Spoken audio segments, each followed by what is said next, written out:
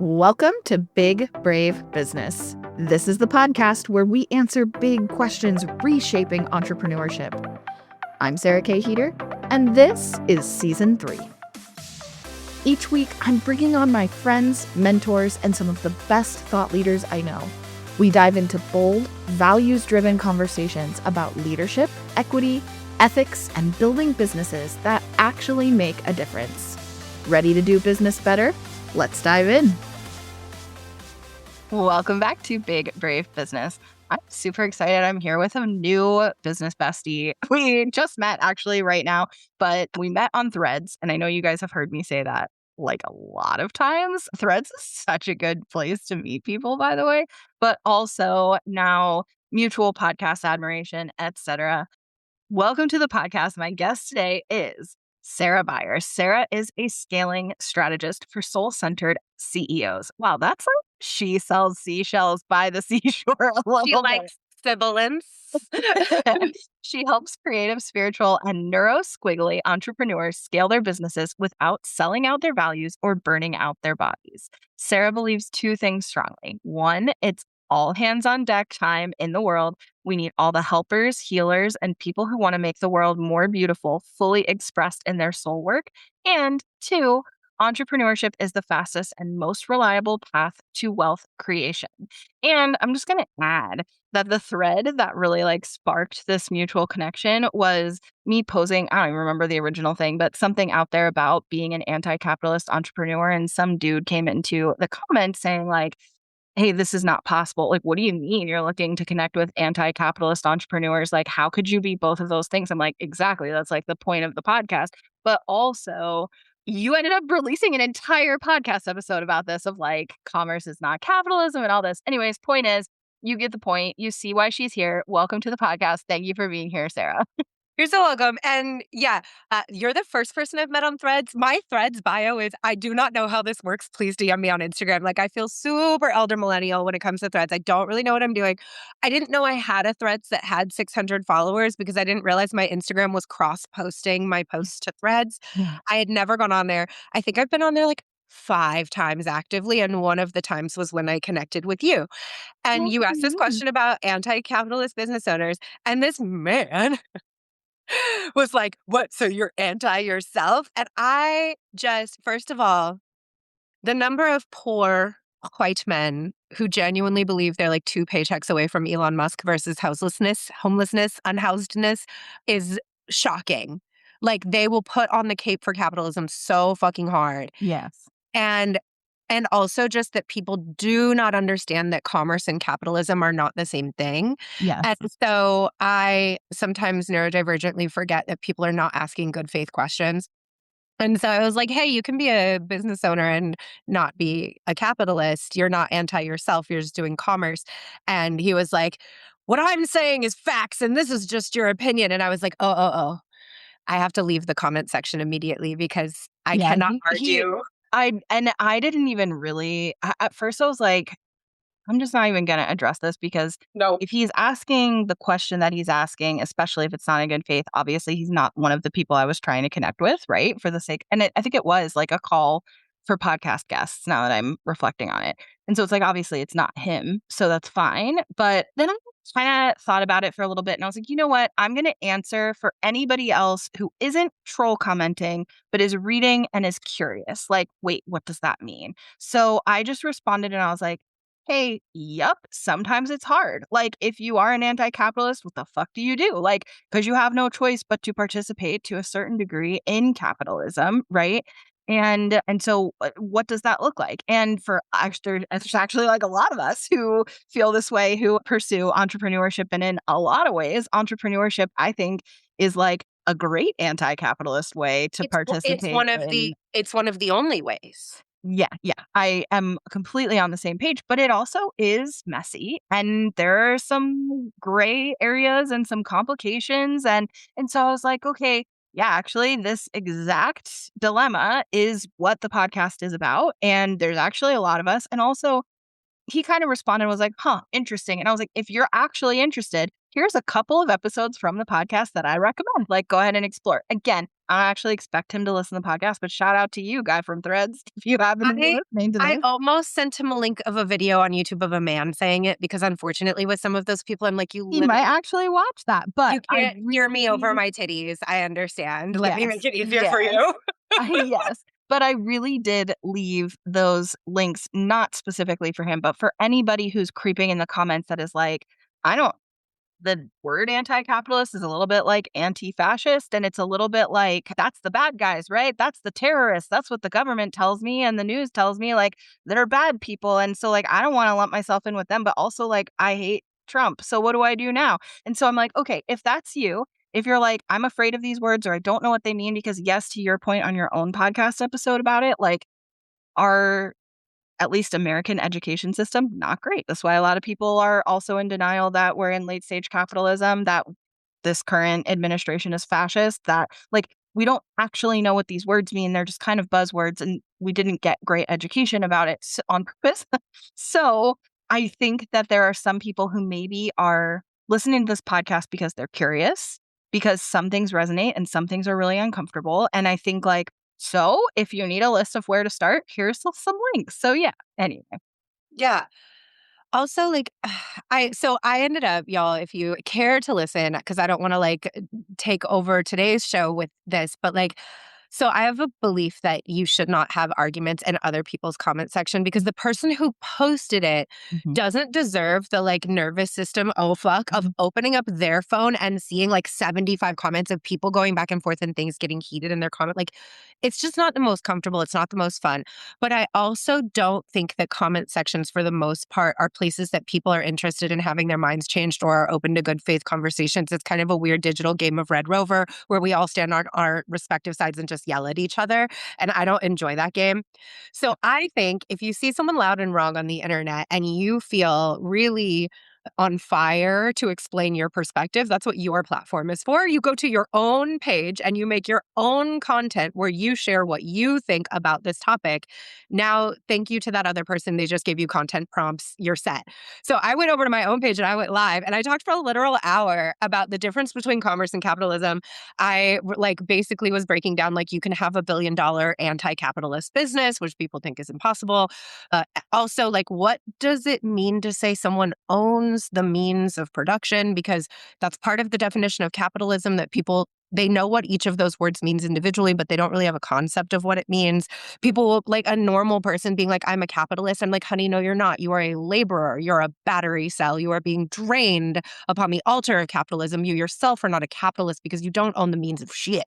But I went and just made a whole podcast episode about it.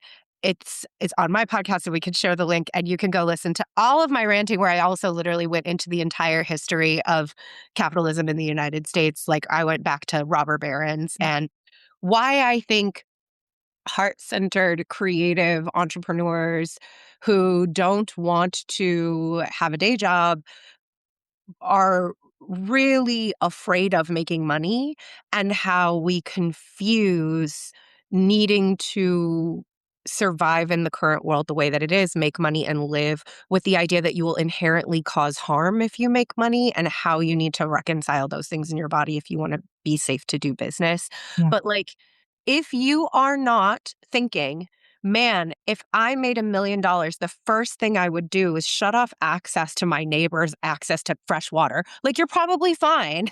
Like, you're not going to amass money so that you can do terrible things with it. If your vision of what you would do with a lot of money includes helping people, donating to causes, circulating your income to causes that you care about, being able to give money to friends, family, community, things that you care about, then you probably don't have to worry that if you were to amass money, that you would use it to extract wealth opportunities and welfare from other people. So, like, you're probably not going to become a harmful capitalist if you are successful.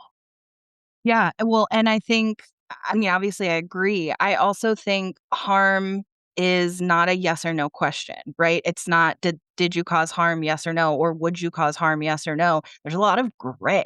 There's things that you know, your intentions versus how it actually affects people. Things affect different people differently. So, like, at the same time, are you going to cause harm? Yeah, and you already are. Like, I mean, so it's also If you kind of have like, an iPhone, If you have a streaming service, if you have Wi-Fi, if you ate a fruit or vegetable that's not in season in your local area today, you've caused harm multiple times today. Like, there's no way for us at this point to completely opt out of participation in the entire Yes. system of globalization that runs our Yes. world. Unless, I mean, I don't even know when I was going to say unless you are completely off grid and completely self sustaining, but I don't even know if that's true. I have literally had like said those exact things that unless you completely go off the grid, and that's not something I'm willing to do personally. So I'm going to do the best I can with the information I have and actively work to try to make the world a better place. And I do think that entrepreneurship in general, and specifically my business and my offers, does do that. I also know, and we talked about this a couple weeks ago on the podcast with Becky Mollenkamp about her book, Liberate Your Business. When you are paid, you are a better version of yourself. You not having access to resources or money or security actually also actively causes harm both to you and to the people you love. So you also need to have basic financial security, and you have the right to basic security, right? And that requires, in this economy, that requires you to have resources. So you need to also get paid, right? So this is so interesting. I mean, I think it's really important and it's very sad for us all to consider that you actually don't you may not know how good you are at the thing you do. That as good as you are at the thing that you do, as much as you have excelled, you have done so in spite of needing to devote a huge portion of your mental, emotional, physical resources to the task of making money and subsistence and survival if you're not making a comfortable living doing the thing that you're good at, and that you actually may be far more gifted than you even realize. And that if you did have the ability to sleep as much as you needed to sleep, Mhm. eat the way that you needed to eat, Mhm. take care of your body the way you need to take care of your unique body, have the time that your gift needs, right? Because everyone's gift requires a certain amount of time. Some gifts require more than others. Time in nature, time to be quiet, time to think, time to journal, time to process. That if you had those things, your level of skill might actually be so much higher. Like, you may never have met the version of you that you are when you're actually resourced. Yeah. And having money in our current society is the way that we do that, is like being able to buy yourself the space and the spaciousness to actually care for and cater to the gift that your body carries. Yeah. Um, Unlocks a different level of proficiency in that gift. Yeah. And it is part of my mission. It's the reason I do the work that Mm. I do. Be To have people get to that place. Like, that's the thing that I really care about. People are like, "Oh, you really wanna help people?" I'm like, "I'm actually a little bit of a weird, like, isolated loner misanthrope who loves people," which is complicated. But, like, on a group level, me and people, dicey. On an individual level, different. But the cause, the thing that, like, I burn for that gets me out of bed in the morning is knowing that some of the most potent medicine carriers of our time are completely underexpressed and maybe entirely hidden because all of their time, effort, and energy is going into basic survival. And how do we change that so that we can get their medicine on the planet for the benefit of them, but for the benefit of all? I I love this because what I'm hearing you tap into, and you said this, but this is exactly what I was thinking as you were talking, is so much of kind of your branding and messaging is about intuition and trust, right? And trusting yourself. And I think that what I'm hearing is this in almost some of people who I do identify as anti-capitalist who want to reject this like capitalist system. The capitalism is so internalized in themselves that their fear and rejection of pursuing their best expressed version of themselves, their most expressed version of themselves, and honestly their path to wealth is internalized capitalism, right? Is to keep them poor so that they will continue to be laborers so that other people are getting richer off of exploiting their labor, right? And I think that this is especially relevant to this current conversation because we're hearing that obviously like politics at this point, if you live in the United States, like, you can't be apolitical. You can't not be involved in political conversations, even if you hate it, you actively hate it and it exhausts you. It's every time you open social media, it's what's on TV all the time. The political landscape and how it's changing, evolving, and becoming more aggressive in our lives is unavoidable. Culture has shifted a lot. Online business space has shifted a lot. AI has influenced a lot. There's a lot of conversation about this buzzword of a trust recession, and I'm really curious to hear how you think this concept of trust in society, that, like, right now, authenticity, that was on the rise, conversation about authenticity or being inauthentic before AI. Now with the rise of AI, it's like trusting each other is so hard. How has that distorted, do you think? How has that distorted people's ability to trust themselves? And what about for you specifically? How has it impacted your ability to trust yourself? My trust in myself is so implicit and so unshakable at this point that I genuinely don't notice. I am like impervious. I am impervious to the algorithm. I am not experiencing a trust recession. This month, I have made $50,000 in organic sales of a $2,500 program off of a single traffic ad in the DMs from strangers, just having conversations with people. So I don't experience that. I'm also not available for it. But I will say that there's not a trust recession. People can clock fakeness. They don't trust you because you're not being honest. If somebody doesn't trust you enough to buy from you, which is what it takes, like if we're talking about business, people buy from business owners that they trust. And trust can be built incredibly quickly because trust is about emotional resonance. AI generated copy is not going to create emotional resonance with a stranger. It's just not going to do it. There's a really big difference between visibility, performing a personality, and being in full consent to being seen. A lot of people are choking themselves through the process of being visible because they've been told that this is the only way they're going to be able to get the thing they want, which is customers and clients. I'm a dance teacher outside of this work, and I can tell in dance when someone is not in consent to being seen in the dance studio. They're very uncomfortable being seen. They're like, "I know you can see me and I wish you couldn't. I wish there was a way I could be in dance class and learn and also be in a shroud so that no one could see me." I'm choking myself through this experience. We are a co-regulated species. We're an inherently empathic species. We're all wired with mirror neurons. When you're a baby and you learn how to smile, it's because another human being, their muscles smile in your face and your face muscles do it back. That's what we're designed to do. So when we watch another person who is struggling, embarrassed, and feeling cringe and they're hypercritical of themselves, the emotion we experience is secondhand embarrassment. Mm, And we want to look away because we can tell we're contributing to that person's suffering. mm, If I'm watching someone dance and I can tell they don't want to be there, I'm watching everyone else watch them dance and they're kind of like looking down and looking away because they can feel how much they're like, "Oh my God, I'm an empathetic, kind person. I can tell if me looking at you is making you so uncomfortable right now. I will do you the favor of looking away. You don't want me to see you. This is making you uncomfortable. I can feel it in my body, even if I can't name it. I'm wired to look at another human being and be able to tell you don't want to be here. You don't like this conversation. You're not enjoying this moment. I can feel that. And my immediate desire is to turn it off.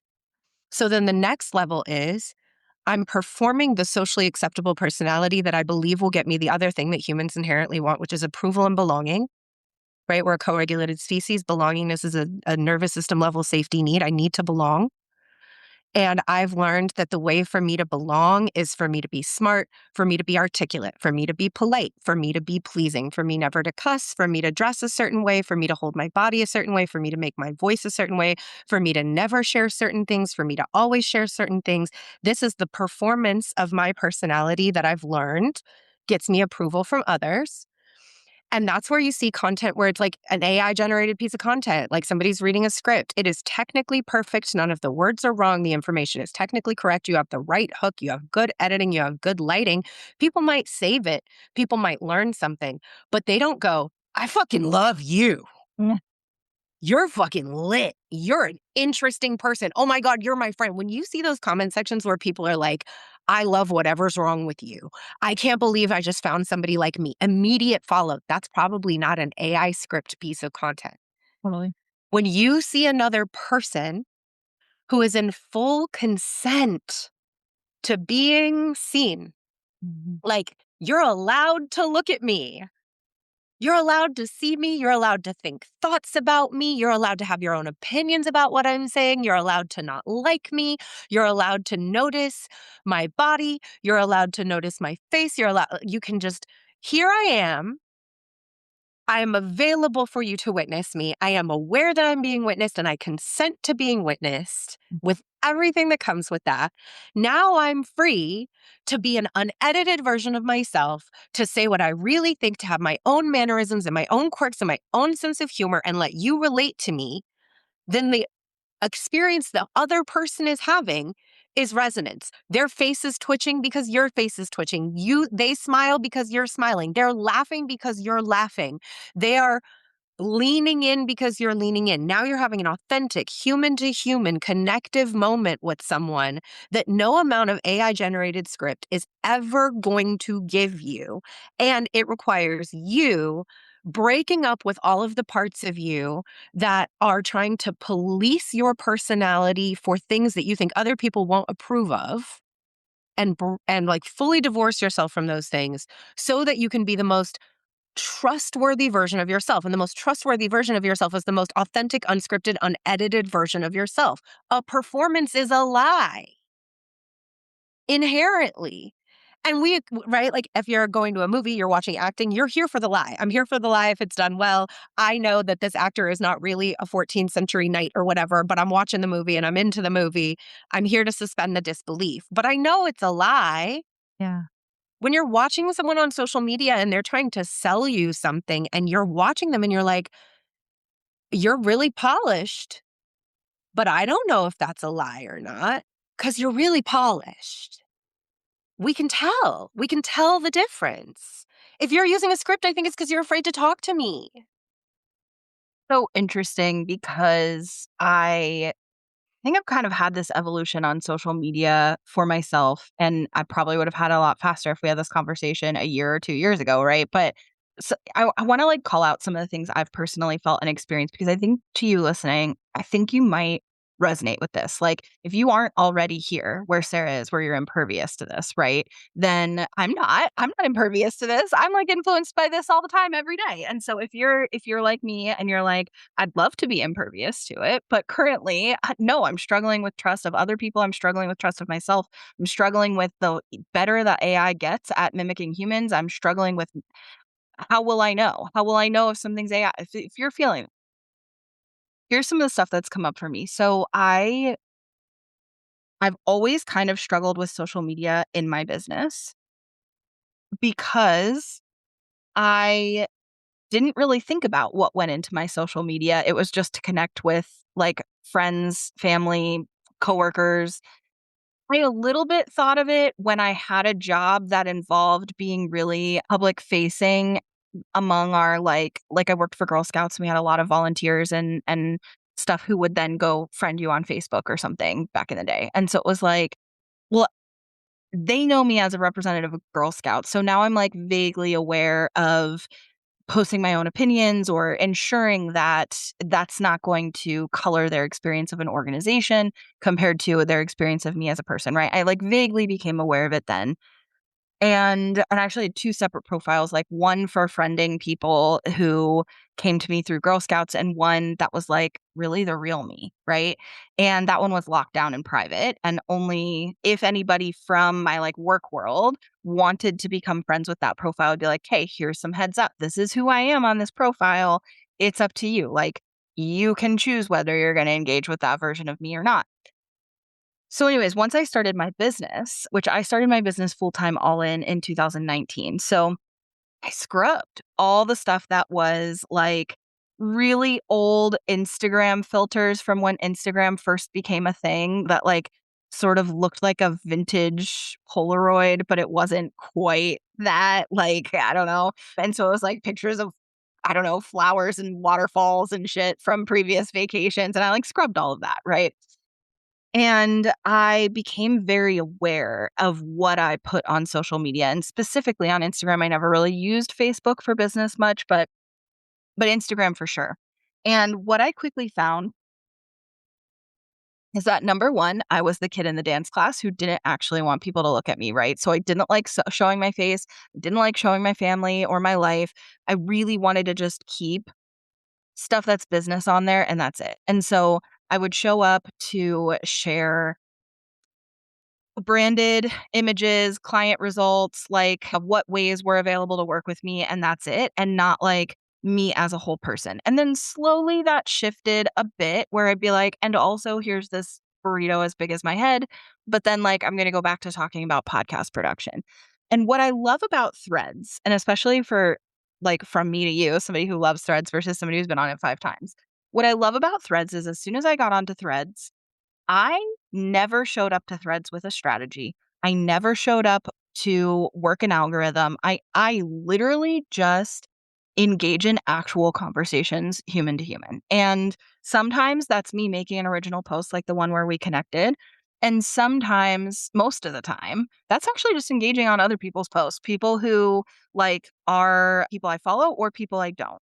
And I love that we can then get into a real meaningful conversation, which is how I've met really fucking cool people like you on Threads, because we can just get right into it and have an interesting conversation there. That's not happening for me on Instagram. And I don't want to say that's not happening, period, because I don't know your life, but for me personally, that has never been my experience on Instagram. Part of that is how I show up, but I've genuinely tried the like quote unquote engagement strategy. And I'm sorry, I feel like what most people, including myself, are posting to Instagram do not warrant meaningful engagement. So for me to try to show up and leave a meaningful engagement comment on your post, even if I just want to support you, you've given me nothing to go off of, right? Not you specifically, Sarah, Yeah, I but know the what proverbial you you. mean.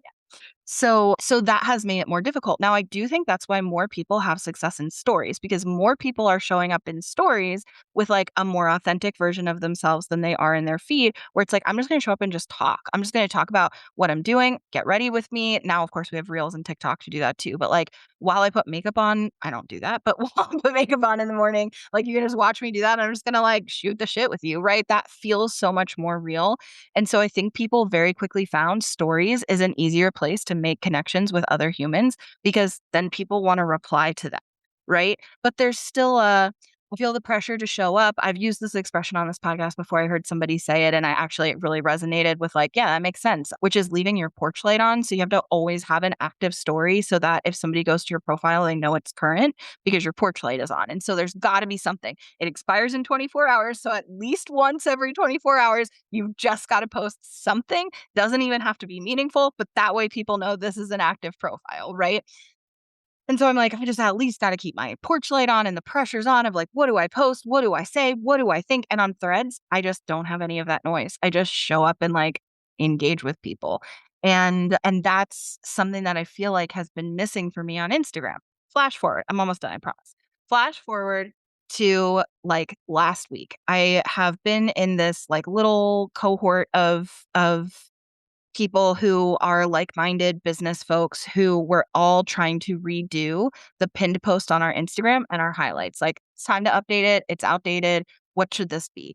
And what I've kind of been struggling with in this group that I've just been like totally non-committal and like not making any progress on my pinned post is I finally said to them, you know what? In the spirit of what do you want your call to action to be? And what do you want this to be? And what do you want that to be? And what are you trying to drive people to do? Actually, kind of like had a list of those things. And I was like, what do I do? How do I organize this?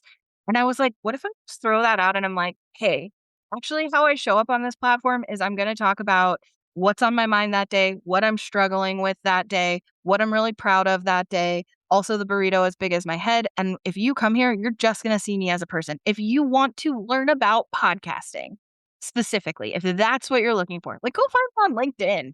That's going to be there, right? Like I'm going to talk about like actual business shit on the business platform. This is me as a whole person. And if you want to like chill with me as a person, this is who I am. What if my pin posts are that?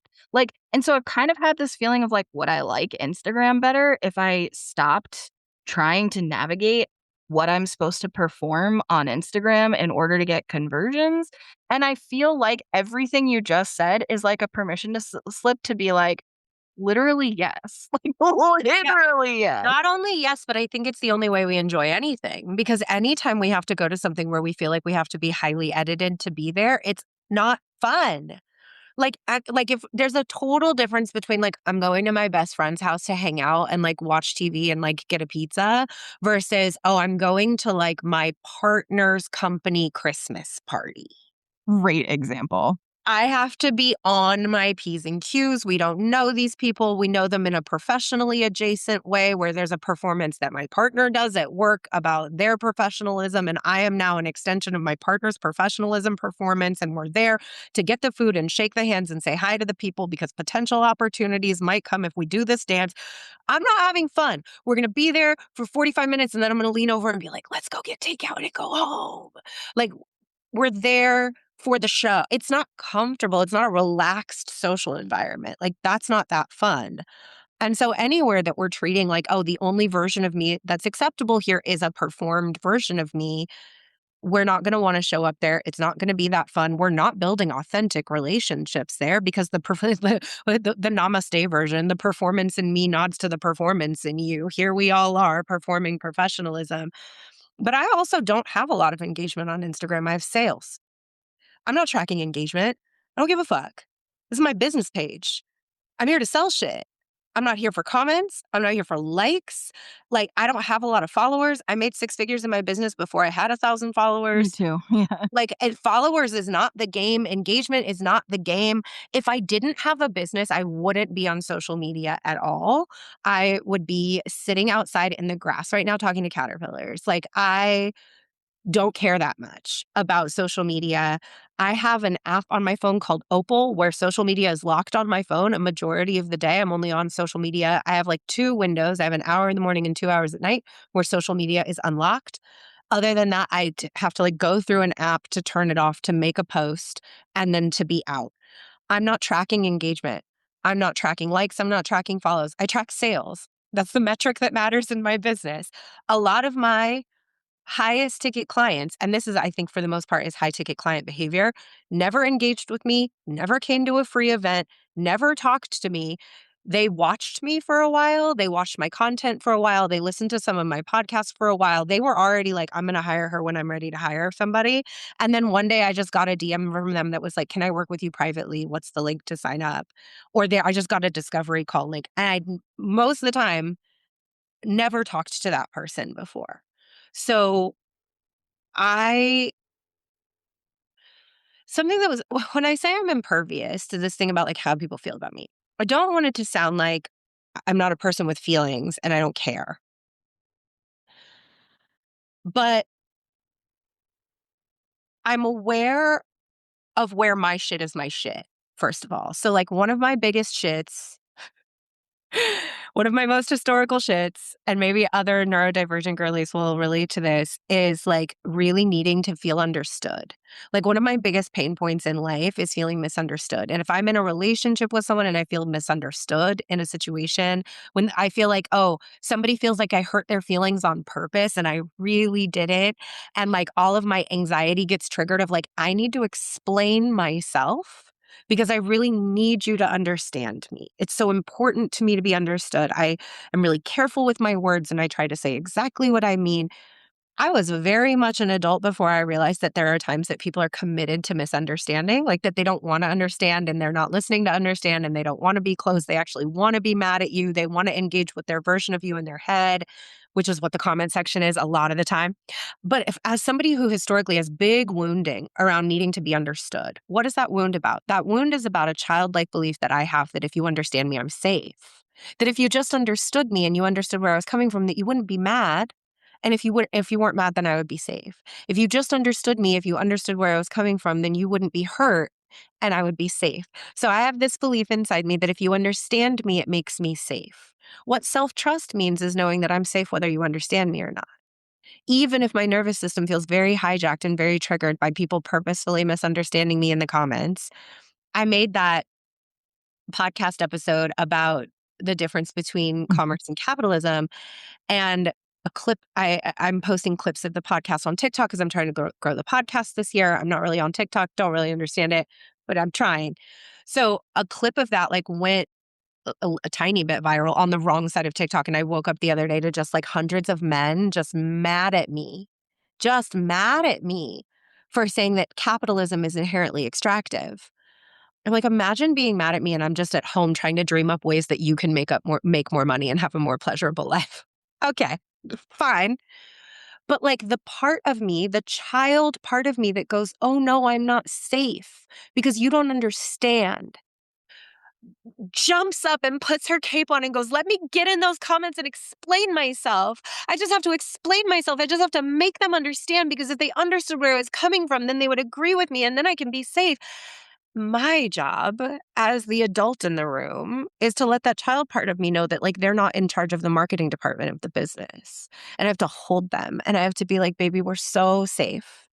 It's really okay that they don't understand. And it doesn't make us any less safe. Look, we're in the house right now. Your booty's on the couch. Your feet are on the floor. Your ass is still fat and your mama still loves you. The sun is still out. The cats are still cute. Everything is okay. You're still going to get to have coffee today. Like everything is okay. If 500 men think you're stupid on the internet, like nothing is fucked. Everything's fine. I can trust myself to make myself safe. I can trust myself to take care of myself. Even in moments where this little part of me says the most dangerous thing is happening right now, which is that I'm being misunderstood and people are mad at me and being like, they're not mad at you. They don't know you. They're not even interested in you. They're just interested in yelling on the internet. And the way that I've really come to think of sharing publicly is like I'm the proctor of a essay test. I walk in, I write today's discussion topic on the board, and I walk out. Y'all can go in the comments and have conversations about it. You can write your essay, and other people can get in and respond to your essay. Like, this doesn't happen that much in my comments, but I look at content creators who are much larger than me, who have a more controversial platform, and their comments are just full, hundreds and hundreds of comments of people arguing. And how interesting it must be to be like, oh, today's discussion that I proctored got very lively. They're not, most of the time, those creators aren't even in the comments talking to those people. Totally. And I always think the people who are in there writing essays, sometimes I'll even start, right? To your point, like my inner child is like, I'm going to jump in. I have something to add. And I'm like, or whatever version of me. I don't know. I don't know how to connect that to my child, but you get that. Somebody inside me, some version of me is like, oh, I'm going to jump in here and I have something to add and I have something to say and I can contribute here. And it's like, I'll start typing and then it's like, hang on, the person who made this post is just profiting off of all of the emotional labor of all of us in here infighting, and truly nothing changes. Like, I'm not going to come in here and I really have to ask myself this sometimes, like, is what you're adding actually going to add value to somebody who reads it? Or are you just contributing to the noise, to the nervous system activation, your own and other people's? And meanwhile, the person who made the post is just making money from Meta. Like, so then I don't need to contribute. Like, I don't need to. Other people got it covered. I don't need to. And I think that's why with that specific guy on my post on Threads, I was like, okay, this isn't really for him. There's nothing, and that was my initial thing. I'm not even going to respond because it doesn't matter. Like, there's nothing I'm going to say that's probably going to influence him. But I was like, you know what though? Somebody's reading this who actually has that question. They're not going to comment because they're not a troll. So I'm going to leave a comment for that person, and then I'm going to back out. Like, thank you for giving me an opportunity to tell people who are curious, right? And then Yeah. I'm bouncing back out. But it's just so interesting. So I think one thing that's coming up for me too is it doesn't have to be Instagram. So, like, if there's places that make you feel like you need to perform, and I've always said, unfollow people who make you feel like shit. Unfollow them. Like, you don't need to follow them if they make you feel bad about yourself. I feel like this is kind of true about showing up on platforms. If showing up at a platform, on a certain platform, makes you feel like the kid in the dance class, you don't need to be on. Maybe is there another platform that doesn't make you feel like that? Go do that. Like, I don't necessarily want to be on TikTok, but I love podcasting. So I mean, you pick what feels good to you, right? Like here, I have no qualms about being visible. Look all day. I've shared everything on this podcast, like no holds barred. I have no problem just being like consenting to being visible here. Instagram is a different beast. And so some of that's my own shit to do, my own shit to work through, but some of maybe it just doesn't need to be Instagram. Well, and I think whether it's like Instagram, TikTok, Threads, I think long form content is slightly different. I think what people Sure. come to podcast and YouTube for is slightly different. But social media, I think a thing that's really important to understand is that no matter what archetype you think you're portraying, you are only ever the mirror. You are always being the archetype of the mirror because we don't go onto social media to see other people, we go to see ourselves. We're Mm. scrolling looking for ourselves. We're looking for a moment of, oh my God, that's so me, right? Those comments where people are like, I'm so excited I found someone else like me. I love whatever's wrong with you. I'm this flavor of weird. I'm so excited to see that someone else thinks like this. We're looking for confirmation of self. If we see a meme that makes us nod and laugh, it's because we're like, oh my God, that's so me. Or we see a meme and we're like, that's so my best friend. And you send it to your best friend. You're looking for these momentary hits of reflection of self. So if you're giving performance, then other people are going to see that and go, oh, there's something about the way this person is self editing that either A, I like it, which great, now we're trapped in a relationship where I need to perform this version of myself for you forever, or you're going to leave the relationship. So now I feel lonely. It's the same as dating. It's exactly the same as dating. If you go out on a date with someone and you perform a personality, there's two options. One is they feel like something's off and they're not making a connection and they leave. Fine. The other is they like it. And now you're locked into having to continue to perform this personality for this person, which means now you're in a relationship where you will ultimately feel more lonely because you'll feel like if they really knew me, they wouldn't like me anymore. If they really knew me, they would leave. This relationship only works if I perform this thing, which I have to say, as a business coach, a ton of the women and femmes that I work with end up leaving their romantic partnerships as they start getting more successful because they have always known deep down that one of the greatest inhibitors to their success was that their relationship would not function if they were not performing a smaller version of themselves anymore. Mm. Mm. Right. So, like, if you build a following, and I've worked with a lot of people in this position who built a following on a performance. Not really intentionally. It's one thing to do it intentionally, right? Like you're like, I've created a personal brand character that I'm performing on social media and I'm super aware of it, which can be fun and very successful because you are consenting to it and you know where you end and the character begins, right? Like Mama Gina is a great example of that. Like I think Mama Gina, the character, like her performing in social media in lingerie as a woman in her 60s, 70s, she's very aware that she's showing a body that's inherently going to stir up big feelings to see this body presented as sexy for lots of reasons. This is a performance she's doing for our benefit on purpose. It's probably not who she is hanging out at home with her kids. So you can create a persona on purpose and build a brand around it. But I've worked with people who created a persona on accident, their default performance persona, and they built a very large successful business and then started to get burnt out and exhausted. And they're like, I don't want to go on my social media because people expect me to be this thing that I now feel so isolated from. Yeah. I am now trapped in this character that people expect me to be. And now I am so rewarded from it. I'm supporting my family off of it. I'm Mm. paying my bills off of it. If I start letting people know I want to be different now, if I drop the performance now, I'm going to lose money. People are going to hate me. Now there's so much more to lose. Yeah. But you are only ever the mirror. They're not looking at you. They don't care about you. They're not interested in you. And that's the same thing with business. Like, with love, like your marketing's not about you, your business is not about you. People don't buy because they like you or don't like you. They buy because they believe you can solve a problem for them or the thing you're selling is going to make their life better, easier, more beautiful. That's it and that's all. Like nobody's doing me any like yeah, I love that people buy from me and you have to like enjoy the person, but ultimately people aren't buying from you because they like you, they're doing you a favor, they want you to be happy, they care about your bills. They're buying from you because they believe you can help them with something. So if you're showing up from a place of here's what I have to offer, here's how I can help you, and here's the way I do it.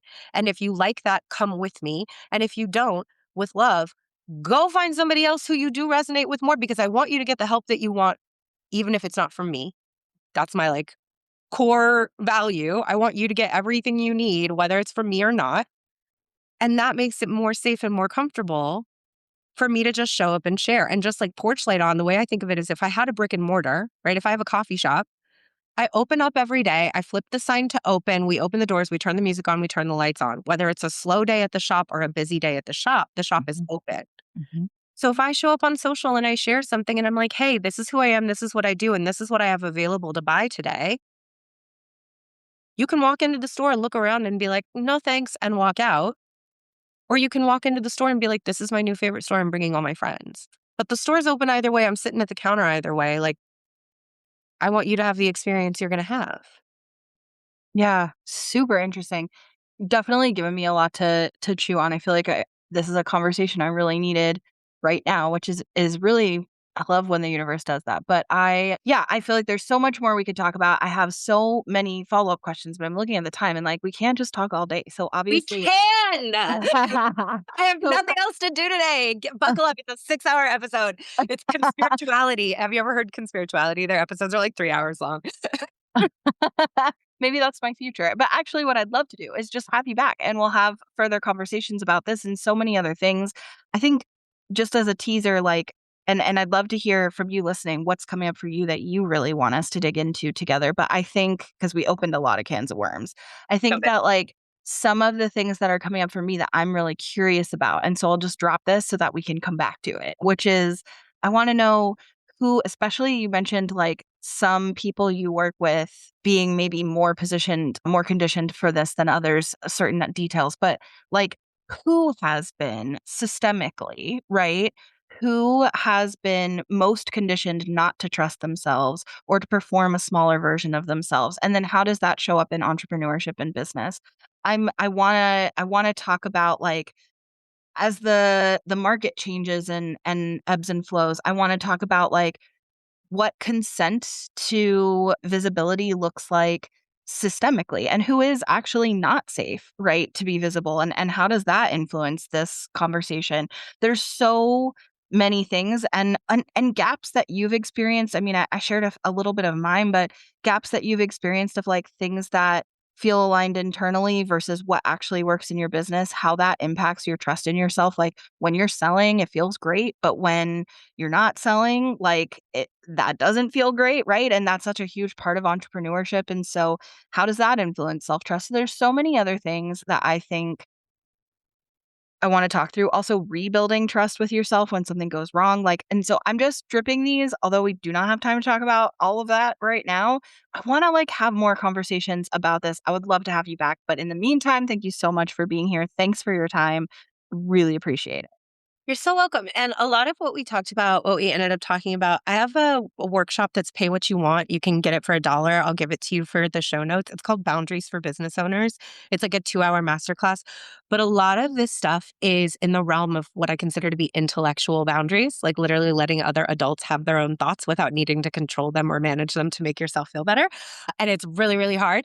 But it's, I think, one of the areas of boundaries, like a lot of business owners talk about time boundaries and like scope creep boundaries and overgiving boundaries, pricing boundaries, people pleasing boundaries. But a lot of what we're doing in social media is about intellectual boundaries.